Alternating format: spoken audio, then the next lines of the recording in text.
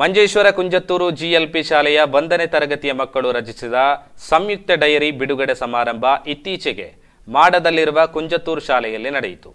ಮಾತೃ ಸಂಘದ ಅಧ್ಯಕ್ಷೆ ಶ್ರೀಮತಿ ಅಕ್ಷತಾರವರು ಅಧ್ಯಕ್ಷತೆಯಲ್ಲಿ ನಡೆದ ಸಮಾರಂಭವನ್ನು ಬಿಆರ್ಸಿ ಪ್ರಸನ್ನ ಟೀಚರ್ ಮುಖ್ಯ ಅತಿಥಿಗಳಾಗಿ ಭಾಗವಹಿಸಿ ಡೈರಿಯನ್ನು ಬಿಡುಗಡೆಗೊಳಿಸಿದರು.